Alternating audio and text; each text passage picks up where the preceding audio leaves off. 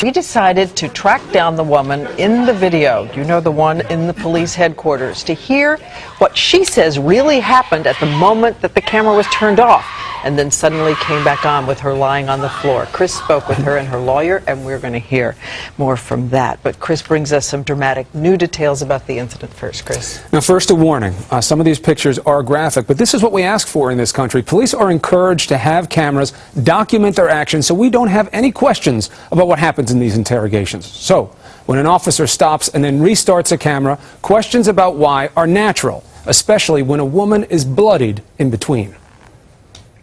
You're not going to let me call anybody. You're not going to let me call anybody. Angela Garbarino was arrested last November on suspicion of DWI by Shreveport, Louisiana police. On the tape, you can hear her repeated demands to make a phone call. I have a right to call somebody right now, and I know that. Is this on the record? Yes, ma'am. It's good. Wiley Willis, the arresting officer, tries to read her rights. Don't you touch me again. Get away from me! Get away! But what happened after that is a mystery. You understand, Lynn? Yeah, I understand. Because the officer turns off the camera. When recording resumes, Garbarino is seen lying in a pool of her own blood. Look at me. She says the officer, who was subsequently fired, beat her up when he turned off the camera. The officer's attorney says he followed protocol. At that time, she tried to leave the room again. He tried to stop her, and in that process, she fell and injured herself. What we find to be unreasonable was the behavior of the suspect from the point that she first came in the room. Okay, nobody disputes that Ms. Garbarino was in a mood state and that this was a little bit of a difficult situation. The facts go to why this happened, who did what. For the first time, Angie Garbarino is ready to talk. She joined us with her attorney, Ron Machota, just a short while ago. Ms. Garbarino, let me ask you the main question here. What happened after the taping stopped that made you be lying in a pool of blood? What happened? Officer Willis came over to me in the chair. He threw me against the door as he did in the video. That's when the video is still turned on. I hit my right side of my face, and then he slammed me against that black file locker, and that's where this gash in my forehead that you see is. And then he, threw me to the ground. The officer, his attorney, they say that you were uncontrollably drunk and fell, and that's why this happened. Is there any truth to that? That is not true. No, sir. At any time... And by the way, that's not a mug shot. That is not a mug shot. I was not booked. I understand that. Do you remember how much you had drunk? Do you think there's any chance that you don't remember things that happened in there because you were so intoxicated? No, sir.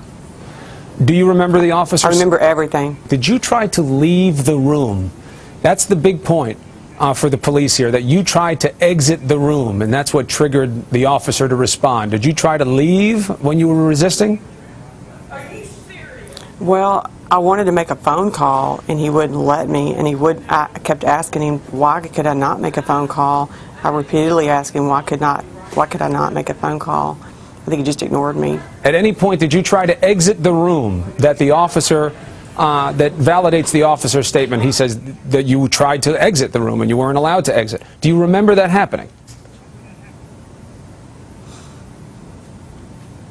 Yes. Mr. Machota, let me ask you something. Is there any reason that you can think of, that you can tell me under local law, that the officer would have had the right to stop recording? Because that's what's shocking people. Well, the video can be turned off or on at any time.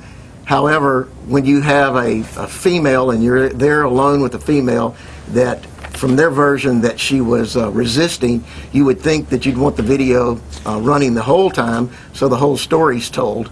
And he chose to turn it off for whatever reason. You also make an issue of the fact that you can see the officer looking at his hands when the tape is put back on and your client is lying on the floor as if to indicate that he's looking for blood or looking for injuries. Explain that to me.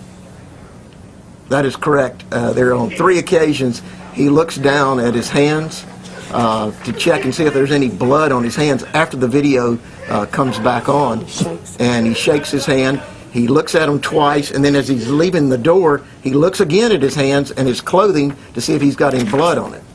Angie, what do you see when you look at that picture of your face? It was very painful, and it was a nightmare. Well, Ms. Garbarino and Mr. Machota, thank you for joining us this morning. For all that terrible, whatever happened in that room in the picture, it's good to see you looking so well today. And thank you for joining us. Thank you. Difficult situation. Sometimes these analyses are complex. This is a very simple situation. This is all about why that camera was turned off and what was done in between. The officer has been removed, but it's pending an appeal. But that's the whole discovery. There's nothing more going on than that. In a flash, be the first to know what's coming up on Good Morning America tomorrow with the GMA Daily Flash email. All the great insider details you want to know from GMA. Go to abcnews.com, click the GMA page, and sign up for the Daily Flash. And you can even enter to win the weekly GMA Flash gift bag giveaway. Sign up now.